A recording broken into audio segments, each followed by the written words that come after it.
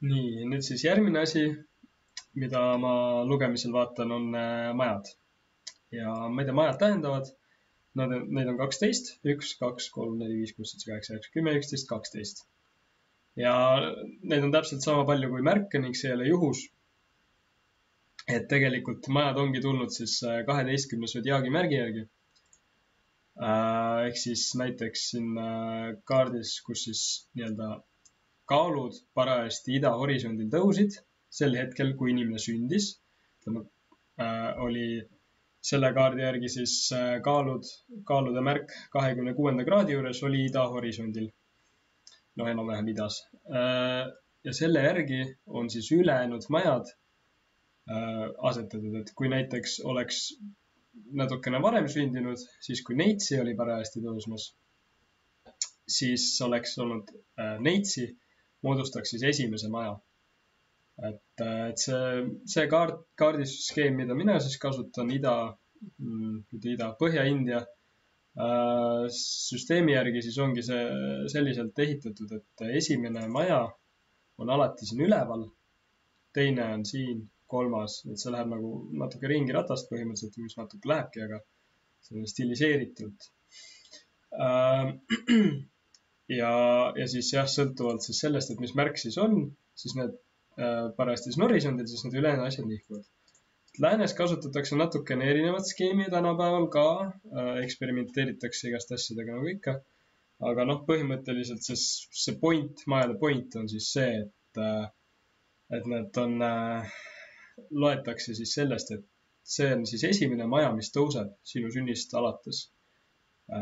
See on siis kaalud. Näiteks on minu kaardi puhul on. Teine maja oli skorpion, teine märk õigemini oli skorpion, ehk siis see moodustab teise maja. Kolmas märk, mis tõuseb, on hambur ja see moodustab kolmanda maja ja nii edasi. Ja siis need majade tähendused, et mida need siis tähendavad, iga majal on erinev siis nii-öelda eluvaldkond, mida see kirjeldab. Ja kui mõni planeet on mingis majas, näiteks võtame siin, minul on Marss on esimeses majas. Esimene maja üldjoones tähendab iseloomu. Võib-olla siis, et mul on nagu marsilik iseloom või et midagi minu siis võib-olla välimuse või tervise või mis siin esimese maja teemadega seotud on siis ka Marsiga seotud. Ja seal on veel teine tehnika juures, nagu eelnevalt siis sodiaagimärkide juures arutasin, et planeetide valitsevad siis oma märke, erinevaid märke, siis tegelikult parem tehnika veel esimese maja, ehk siis minu iseloomu, välimuse kohta teada saamiseks on vaadata, kuhu esimese maja valitseja on läinud, kuidas selle nii-öelda seisukord on. Kuna see on kaalud, selle valitseja on Veenus. Veenus on mul siin, 11. majas lõvis. 11. maja tähendab üsna sotsiaalne iseloom. Lõvi võib-olla siis mitte nii väga, seal on nagu natukene sellist muude tõlgenduste siis juba omavahel kooskõlastamist, et lihtsalt tuimalt nagu kui ütleme, et kui mitu erinevat asja räägivad samas võtmes, siis võib öelda, et kui on üks asi tähendab, et tõesti sotsiaalne teine asi, mis teisest kohast tuleb välja, et on inimene sotsiaalne, siis ma võin öelda, et tõesti on nagu ekstravertne võib-olla isegi, aga kui on ainult ühes kohast, näiteks esimese maja valitseja on 11, siis see on selline, nõrk näide, et ta on ainult vihje, aga ta ei ole veel nagu midagi kindlat. Ja et see ongi nagu minu töö võib-olla rohkem, et ma panen siis selle pildi lõppude lõpuks kokku. Aga majades siis, et kuidas need siis moodustuvad, nii nagu ma ütlesin, idahorisondil see, mis tõuseb, on esimene maja, sa oled siis sina põhimõtteliselt. Et paneme siis kirja ka, et sina.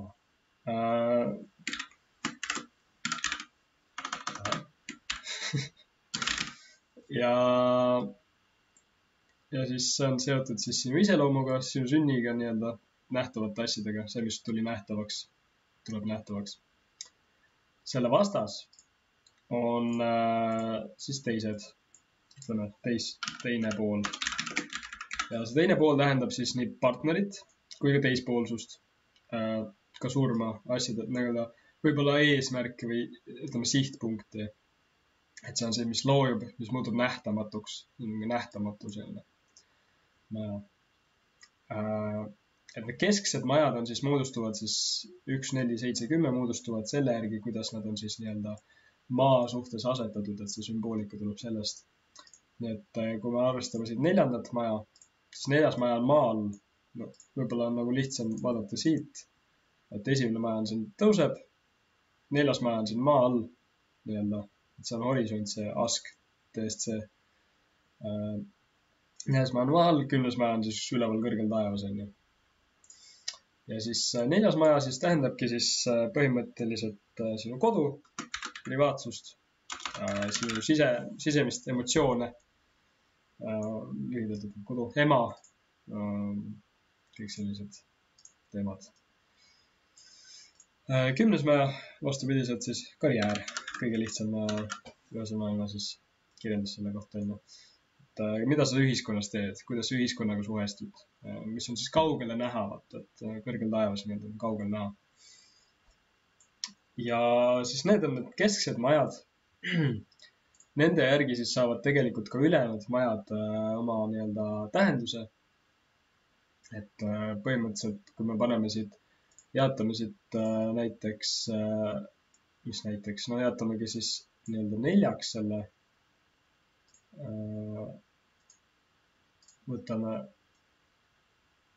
need sektorid, siis siin on niimoodi, et põhimõtteliselt ülejäänud majade tähendused on sõltuvalt sellest, millise keskse majaga nad kõrvuti on.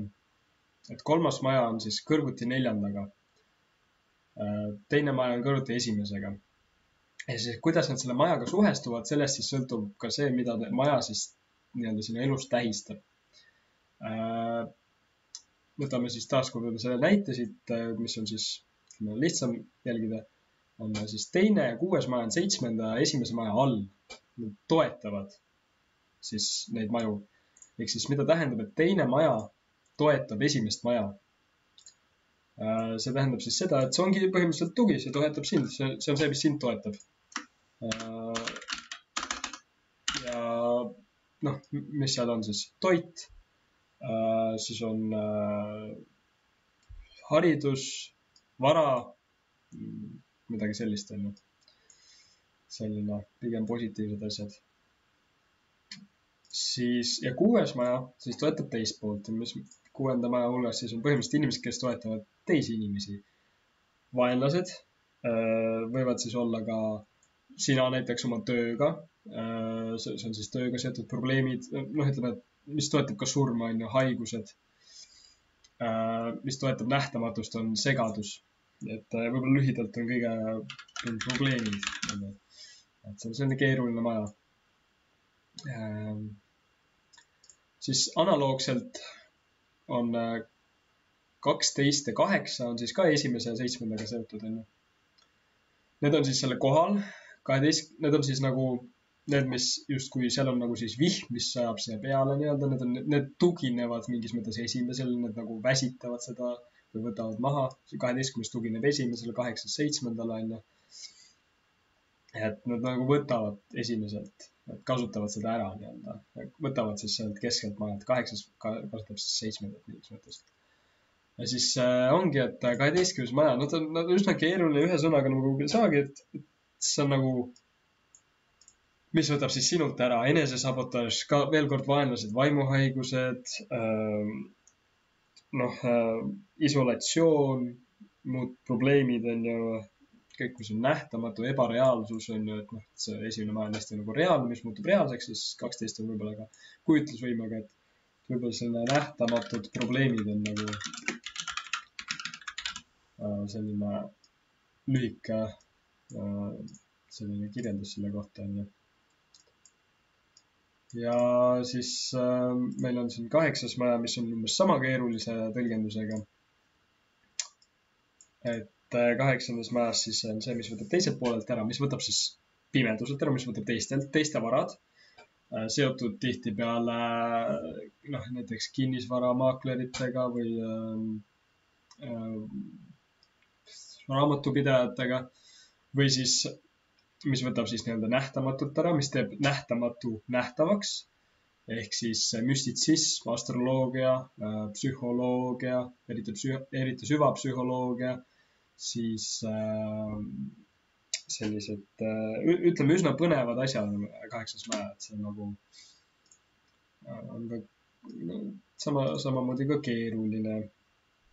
Ja selle kohta siis on kõige lihtsam öelda teiste varad. Ja siis müstitsism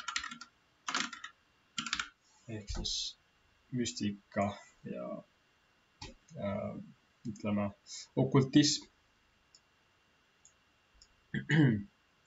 Ütleme, surmaga tegelemised, selgelt nägijad on 8. maaga tavaliselt tugevalt seotud.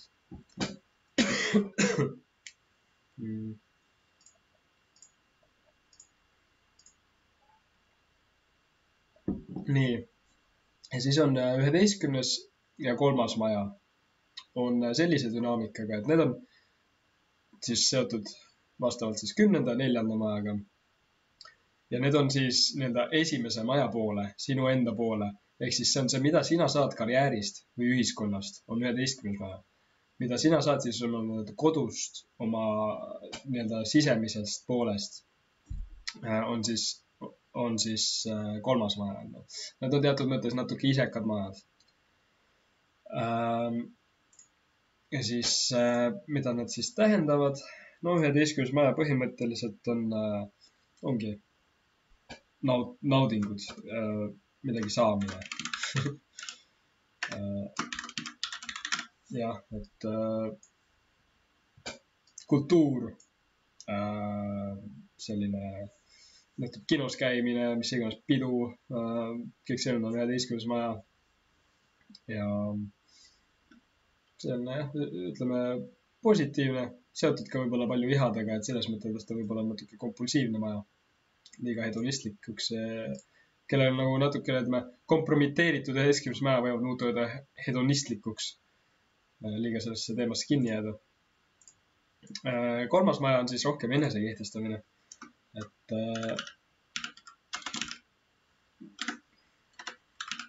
mis tähendab siis on see, et kuidas sa siis nii-öelda enda vajadusi, enda nii-öelda sisemisi teemasid enda jaoks siis rakendad. Seotud võistlemisega, talentidega, oma peidetud oskuste võib-olla välja toomisega, et kui nad on ka kodu, mida sa kodus saad, siis ta on ka oma nii-öelda võrdsetega võistlemisega seotud ja seeläbi ka seotud siis sinu õdede-vendadega, et tihtipeale me õpimegi nagu võistlema oma vanustega õdede-vendadega. Ja siis on 5. ja 9. maa. Need on siis, mida sinu karjäärist saavad teised, mida sinu nii-öelda sisemusest saavad ka teised. Need on sellised hästi moraalsed või toetavad või positiivsemad majad mingis mõttes veel kord. Ja 5. koha peal võiks öelda selle kohta intelligentsus. Et eneseväljendus isegi võiks öelda. Kui 3. maja oli enese kehtestamine, siis 5. maja on enese väljendamine. Et see on selline teiste heaks mingis mõttes enda siis sisemise maailma nähtavaks toomine. Aga ta on seotud ka hästi tugevalt intellektiga, sest intellekt ka on vajalik väljendamiseks, oma mõtete väljendamiseks ja armastusega, siis enda jagamisega nii-öelda. Ja viimaks siis 9. maja on hästi moraalne maja, hästi seotud religiooniga, mida siis sinu karjäärist teised saavad, sinu ühiskonna toimetustest, õpetustega.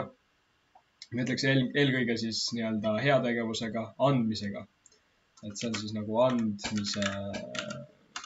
andmine ja ma ütleks siis õpetus on siis teine nagu suur tähendus selle maja juures. Ja see on siis ka nii-öelda seotud õpetuse saamisega peale siis ise õpetamisega. et jah, ja nendel majadel on ka nagu omad omadused, et need kesksed majad on nagu selles mõttes kõige tähtsamad, need on kõige nähtavamad. Ja siis on positiivsed majad, on siis just eelkõige 5. ja 9. Et need on nagu moraalsed. Kui need nii-öelda majad omavahel kombineerivad, näiteks 9. maja valitseja on 10., siis võib eeldada moraalset karjääri. Ja see on nagu selline positiivne kombinatsioon. Kui on nagu keerulised majad 6, 8 ja 12, kus on siis probleemid. Ma ütlesin siin 8. maja on tegelikult seotud ka seksuaalsusega, reproduktsiooniga. Ja see on ka siis selles mõttes nii-öelda surmalt äravõtmisega seotud. Et see on nagu sinu libidoga tugevalt seotud. 3. on ka libidoga seotud, et see on nagu ihadega siis võib-olla rohkem oma ihade rahuldamisega seotud. 11. on natukene rafineeritum, et peenem versioon sellest. Et jah, kui 8., 6. või 12. maja siis kombineerivad siis kesksete majadega, siis see toob probleeme selles keskse maja valdkonnas tihtipeale, et teeb nagu olukorra keeruliseks. Ja see on ka nagu üks põhilisi asju, mida jälgida. Kui nad omavahel kombineerivad, siis see tavaliselt tähendab just midagi head läbi probleemide. Et tuleb mingi raske asi, sinu elus juhtub ja läbi selle sa saad väga palju nagu õpetust või energiat või oskusi või uut nagu vaadet elule, mis toob sul nagu võib-olla mingisugusest mustrist välja. Et see on nagu üsna selline peen viis, kuidas siis neid tõlgendada. Aga jah. Ja veel üks võib-olla eriline kombinatsioon on siis see, et 3., 6., 10. ja 11. maja, need nimetatakse kasvumajadeks. Ja need on siis, tähendab siis seda, et need on valdkonnad, mis siis elu jooksul arenevad. Ja et kui need on nagu, eriti kui ma noortele inimestele tõlgendan, siis tihtipeale võib tunduda, et ma räägin nagu nendest teemadest palju positiivsemat juttu, kui nagu võiks enne. Aga noh, nagu me ikka teame, et inimeste karjäär nagu areneb elu jooksul. Karjäärist saadused siis samamoodi on ju. Tegelikult 9. maja ka mingis mõttes, aga noh, see on, ütleme, et see 9. maja suhtumine üldiselt ei muutu väga inimestel. See pigem peab olema nagu mingil määral kaasasündinud. Ja probleemide lahendamise oskus samamoodi, eks ole. Ja enese kehtestamine võib-olla üllatav, aga see on nagu, ütleme, noh, see on see andekus ja kogu see asi, et seda me ka arendame terve elu jooksul ja see nagu muutub üha paremaks, mida vanemaks me saame. Noh, eriti lapsepõlves on raskem võib-olla ennast kehtestada, eriti vanematega koos elades, eks ole. Et jah. Aga kõige tähtsamad ikkagi on need esimene, 4., 7. ja 10. maja, et kuidas need siis omavahel nagu on teiste majadega siis seotud ja et kui hästi need siis nagu toime tulevad, et sellest nagu sõltub palju inimese siis elukvaliteedist. Sellest sõltub palju inimese elukvaliteet, ütleme.